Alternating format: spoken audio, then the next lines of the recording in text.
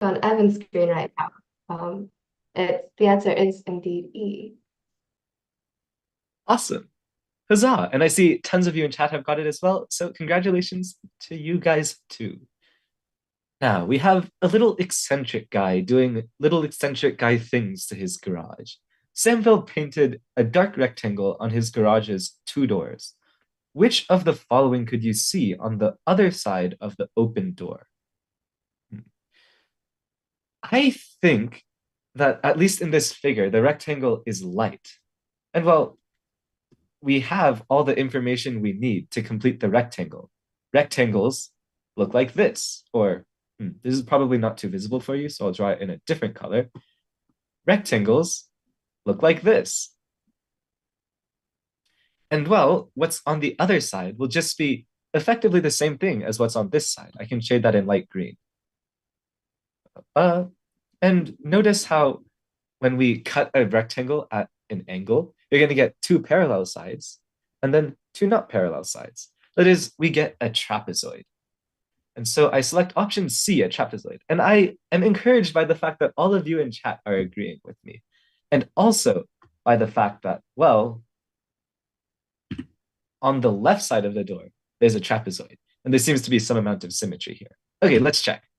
It is a trapezoid. Huzzah! So these are two really cool questions with shapes, but this next one, I see some numbers, which are kind of scary, but it's okay. So Justin wrote three consecutive four-digit numbers in a row, and his sister erased some digits. What are the missing digits from left to right? So the first thing I notice is it says they're three consecutive numbers, and the first one ends in a 7, the second one ends with an 8, which means that the third one must end with a 9. So let's go ahead and fill in a 9 here. And since they're consecutive, that means that they each just go up by 1, which means the first three digits of each number have to be exactly the same. So let's look at the second number. It gives us a lot of information since it gives us 3 digits. So we know that the second digit is an 8 and the third digit is a 9. So let's fill in the second digit of all the numbers, or just the first one, I guess. And then the third digit of all of the numbers is a 9. And the only way we know what the first digit is with the last number. So the first digit is a 4.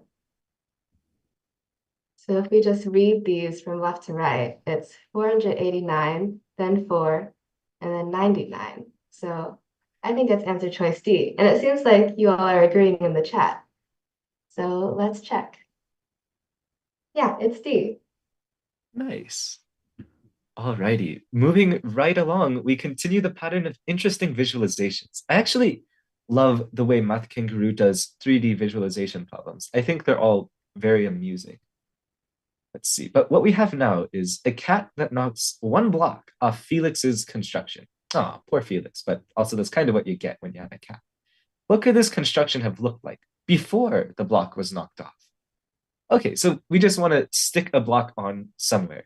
And also, a nice thing you can do, if you didn't have answer choices and you just had to imagine what's possible, the only places a block can be are here, here, here, or here on any of the topmost faces. Because, well, if you attach the block to the side over here marked in teal, it's just going to fall off by itself.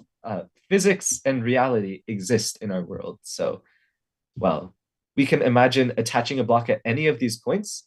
And yeah, as people are noting in chat, option E is precisely what happens when you attach the additional block right over here. And a quick skim of the other answer choices shows that none of them are particularly correct. They all involve, well, changing something more than adding one block. So option E, again, should be our answer. And it is. Good going. So our next question is quite a long one, so I'll read it out loud. Carolyn and Tom toss a coin which has a purple side and a green side. If the child gets the purple side, then they advance 3 steps, but the green side means that you have to go back 1 step, or just remain at the starting position. So both the space marked with start or both start at the space marked start, and each toss the coin 4 times. Carolyn advances to the number 4, and Tom advances to the number 8. So how many times in total did they get the green side of the coin? So we know that Carolyn ends up here, and Tom ends up here. And the only ways they can move are to go forward 3 steps or to go backwards 1 step. So let's first just look at Carolyn. If Carolyn ends up at the number 4, that means she moved up a total of 4 steps after 4 coin flips. So we know that you have to go forward. So let's pretend that she gets the purple side first and goes forward 3 steps. And then we're still not at 4. So I'll write this down. She gets purple first, and then she has to go forward even more because she's still not at 4. But then, oh no, now she's at 6. So she has to go back 1 step with the green flip and back another step with another green flip. So that puts her at 4. So now let's look at Tom. Let's do the same thing again. So say Tom first goes forward 3 with the purple flip, and then goes forward 3 again with another purple flip. And he's still at 6, and he still has to get to 8. So he gets purple again. But now he's gone too far, so he has to go backward once with green. And the question asks, how many times in total did they get the green side of the coin? And, oh, I think it's a little bit cut off, but they flipped the green 3 times. So I think that means C, just like everyone's saying in chat. Let's check the answer. Yes, it's C. Oh, nice. I was also thinking of another way, actually, very similar to what you did, Melody. I think it just combines both steps. That is, in total, all of the people, they move forward 4 plus 8, which is 12 steps. And then you have 8 total coin flips. And if you flip forward, what was that? Purple. If you flip purple all of the time, then you move a total between everyone forward 3 times. How many coin flips were there? 8 coin flips, which is 24 steps. So we need to, flipping 0 greens gives you 12 steps beyond what you want. And switching a purple to a green goes from +3 to -1, which is a subtraction of 4. And so we simply need to subtract 4 3 times from 24 to get us 12, which is the same as flipping 3 of the purples to greens. And so all in all, we should get 3 rolls. That was a conceptual way I thought about it as well. And now Ada is back, and she's building a tower of 8 discs. Ada removes the second disc from the bottom of the tower. Then she removes the third disc from the bottom of the new tower. Then she removes the fourth disc from the bottom of the new tower. Okay, and so on and so forth. And we want to see what tower she ends up with. Okay. Well, there's no immediate elimination we can do with the answer choices, except, of course, to eliminate option C, because, well, you're never going to be removing this grayish tile in the bottom. But we can see which one she does remove. First, she removes the second disc from the bottom. Okay, that's the second disc from the bottom. Then she removes the third disc from the bottom of the new tower. This would be the first, this would be the second, this would be the third from the bottom. So she removes that one. And then she removes the fourth disc from the bottom of the new tower. 1, 2, 3, 4. 1, 2, 3, 4. And that disc is out. And finally, she removes the fifth disc from the bottom of the newest tower. And that's just 1, 2, 3, 4, 5, the top disc. And so we have light gray, dark gray, black, light gray. Light gray, dark gray, black, light gray. Actually, that is only satisfied, I think, by option B. Yeah, only option B is what I'm seeing. Let's take a look. Option E is light gray, black, which is immediately wrong. Option D is light gray, which is wrong. And then option A is light gray, dark gray, light gray. I get these are probably hard to see, but you can also do this by finding the location of the black disk. The black disk needs to be second from the top, and the only place it's second from the top is option B. And indeed, option B is correct. Let's go. That's a really cool question. And the next one, oh, so there are rings. So 7 cards numbered 1 to 9 are placed in 4 overlapping rings, and the sum of the numbers in each ring is 10. What is the number under the question mark? Okay, so let's start with the outside rings. If we know that the sum of the numbers in each ring is 10, and there are only 2 numbers in this ring, that means that this number has to be 7. And same with this ring. If this number is 6, then that means this has to be 4 to get a sum of 10. But now it gets a little bit trickier because we don't know any of these 3 numbers. So the first thing we can notice is that 7 is a pretty big number. So we're already really close to 10. So these 2 numbers have to be pretty small. In fact, the only way to satisfy is if they're 1 and 2, but we don't know which one it is. So let's first cross out these bottom 3 answer choices. So let's just try a number. Let's say this is 1 and this is 2. That means this number would have to be 10 minus 4 minus 2, which is 4. But we already have a 4, so that doesn't work. So let's try putting a 2 here instead. That would make the question mark 1, and then this card 5. It looks like we used all the numbers from 1 to 7, so this is the right one, which means our answer is A, and everyone in chat is confirming it. Awesome. Nice. Okay. The next question, question 15, is John writes the numbers 1 to 4 on a sheet of paper as shown 1, 2, 3, 4. Then he flips the sheet and writes the numbers 5 to 8 as shown. After that, he cuts the sheet into 4 rectangular cards and puts them in a row. What is the sum of the numbers represented by the question mark? Okay, this is just going to be spatial visualization. Let's see where the 1 goes. When you flip the 1, it's going to, if you imagine flipping the paper, it's going to end up where the 7 is. So the 1 gets mapped to the 7. When you flip the 2, it's going to end up where the 6 is. So the 2 and the 6 are on the same card. And similarly, when you flip the 4, it's going to end up where the 5 is. So one card will be 4, 5. And when you flip the 3 at last, you'll end up where the 8 is. And so now I know the numbers on both sides of every card. That is, I know on the other side of the 6 here, there's going to be a 2.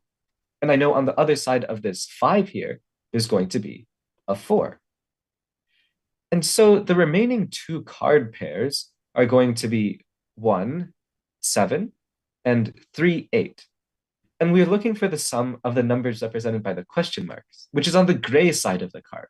So we're going to take the gray sides of 1 and 3, add them together, and get option B, 4. And it is option B. Good fun. Oh, it's another thing where the numbers are gone. So a student has 3 cards with numbers on them, and their sum is 782. Unfortunately, a worm ate each part of each card. So what is the sum of the 3 missing digits? Okay, so let's start by just lining these numbers up like we would add big numbers. So we have 2 oh, I'll do it right here. We have 2 something 3, and then 1 something 4, and 4 1 something.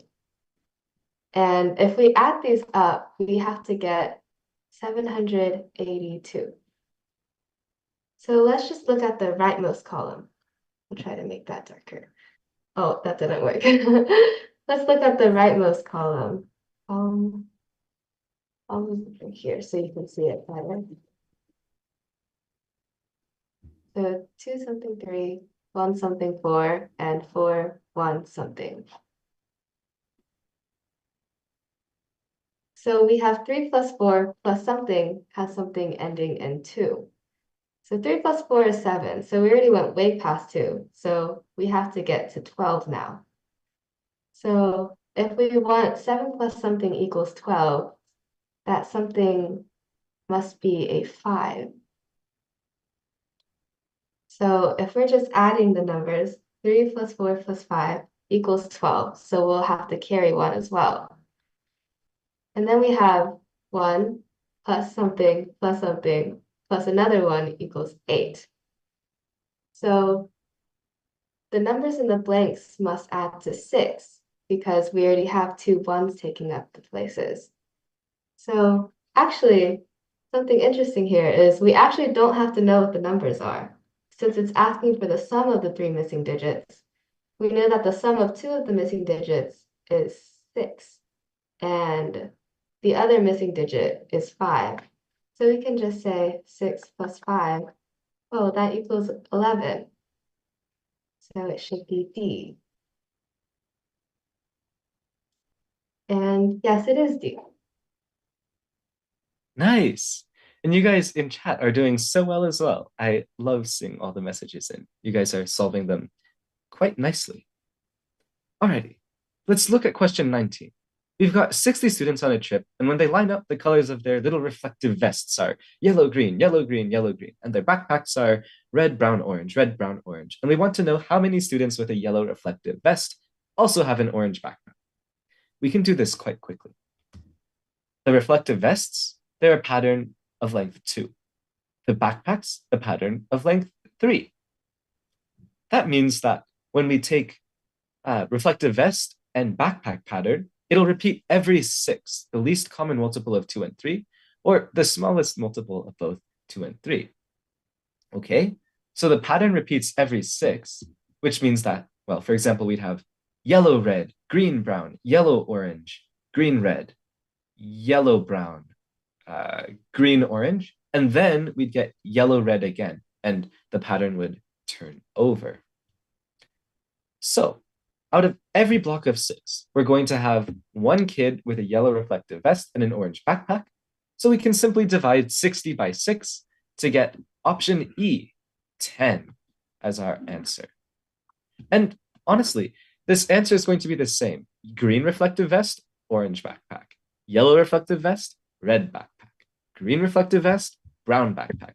Every single color combination will have 10 options because 60 is divisible by 6. If 60 wasn't divisible by 6, we'd have to do a little examination at the end to see about, well, which colors had extra people and which had fewer. And indeed, I was pretty confident about that one, but the answer is E10. That was a really cool way of doing this problem. It looked so big and then it simplified to something much easier. Ooh, here's a problem about frogs. So there are exactly 2 frogs in each row and each column. The frogs decide that 2 of them will jump to a neighboring empty cell at the same time. Neighboring cells have a side in common. Afterwards, there will still be exactly 2 frogs in each row and each column. How many ways can the frogs do this? I'll move this up a little bit so you can see the frogs. Okay, so here we have our cute little frogs and their boxes. So if we want 2 of the frogs to jump into a neighboring cell at the same time and still have 2 in each row and each column, one of the ways to do that is if frogs in the same column, like these 2, will jump this way and they both jump this way. So this one goes here. Oh, no, that doesn't work. Okay, so one I see is if this one jumps up and this one jumps down, they're basically trading because this one will fill the empty one in this column and it stays in, oh, this row, and it stays in its column. And this one will replace its row, but it also stays in its column. So let's just mark that as one way the frogs can jump. So now I guess we just look for more ways for the frogs to jump. Let me erase these arrows. Oh.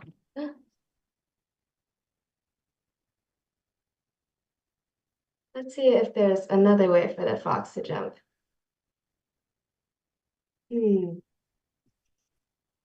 Evan, do you see another way that the frogs can jump so that they still keep in two rows and or two in each row and two in each column? Yeah, I was thinking about this. I think if we can make a systematic way of dividing the frogs in neighboring columns into pairs, so for example, like you were doing earlier, if these two frogs form a pair, yeah, if these two frogs form a pair, then we know we're definitely going to be okay. But we could also pair off rows and columns. So, hmm, my first thought is to maybe try to be more creative with um, if one frog enters a column, another frog's got to leave a column. So maybe something like this is possible. That gets us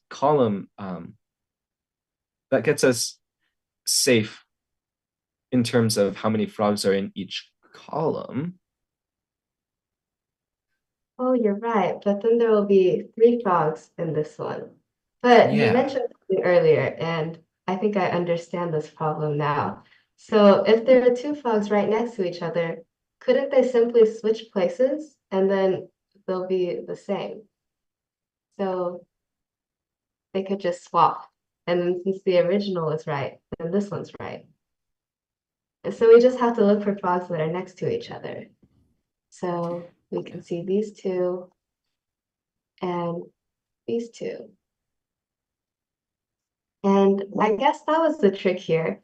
I was looking for actually switching where the frogs are. So we found one, but then there are three where you could just swap the places of the frogs.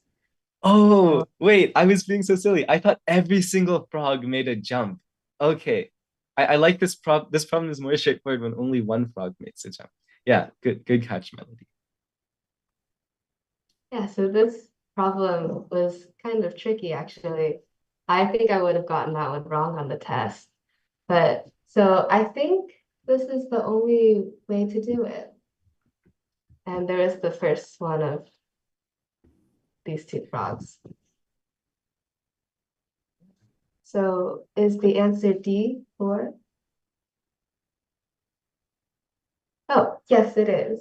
Okay. Nice. Yeah. I think, oh, now I'm thinking about the version of this problem where every single frog jumps. And I already see one solution, of course, like these two swap, then these pairs swap. But I'm thinking this suddenly becomes a much more interesting problem because another solution, like uh,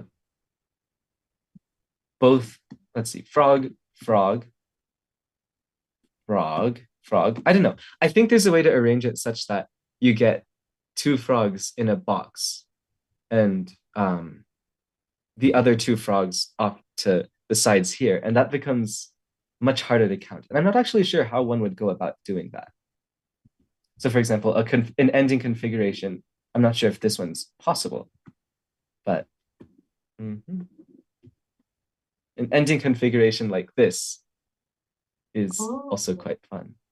because it does But satisfy that there's two in each row and two in each column. yeah, It's really but cool. luckily, I guess for you guys, Math Kangaroo only made two frogs jump and not every single frog on the grid. Although I think you guys should also think about this problem too, because it seems fun to ponder. All right. And I believe this is our last question of the day. So let's make it count. Three girls, one after another, take some cookies from the tray shown. We've got large circles, large white hearts, small white hearts, and small circles. One girl takes all the heart-shaped cookies. Actually, let me write this down. One girl takes all the heart-shaped cookies. Another girl takes all the white cookies.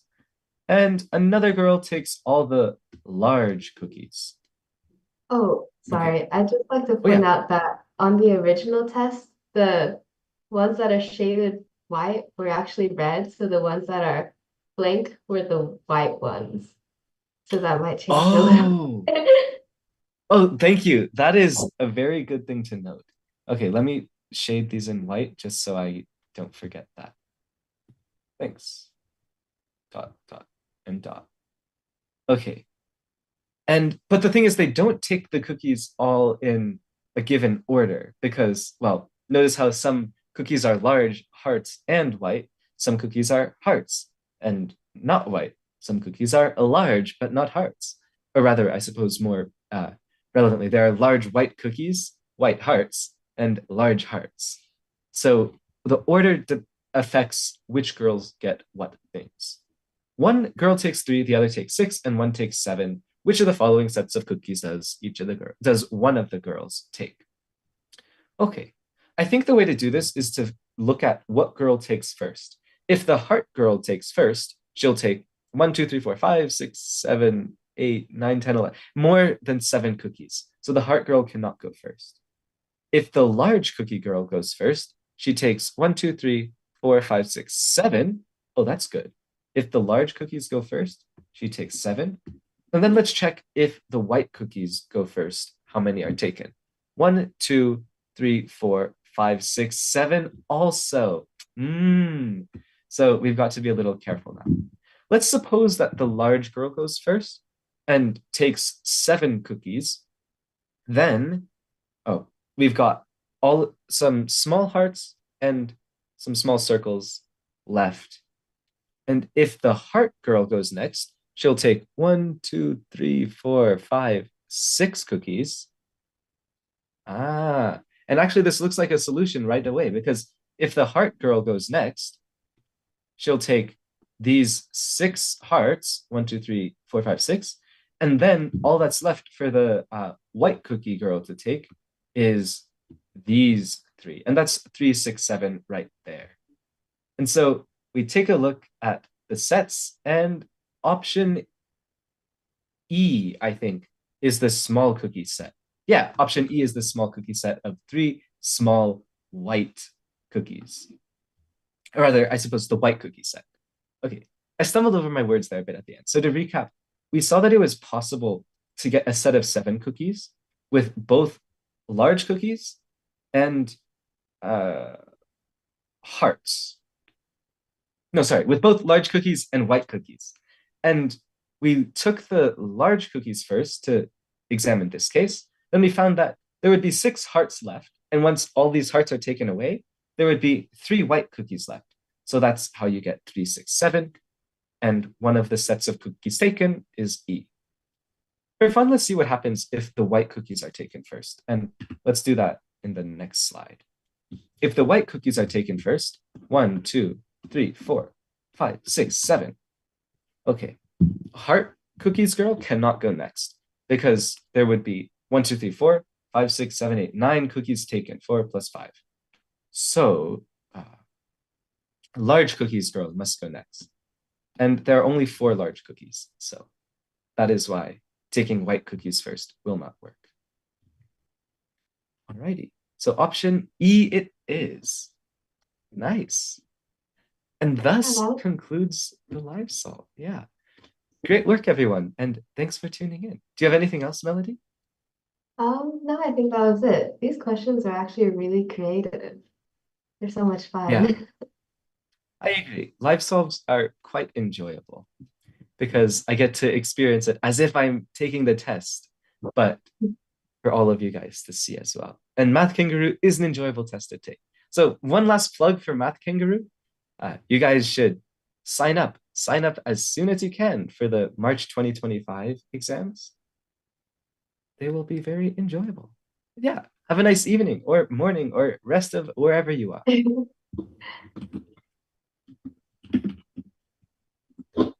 Oh, and I see CC is now mentioning ramen on bagels. Okay, I admit Well, I was a tad deceitful. I am not actually going to be trying ramen on bagels. it Sorry to doesn't sound disappoint. that bad. I'd try it. Okay, you try it and then let me know how it goes. Okay. I mean, it's like if you get Yeah, a thank you safe all. Hope you had a great time. Bye. bye. Bye.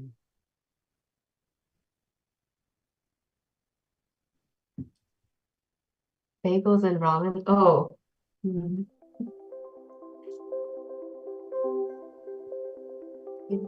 Chocolate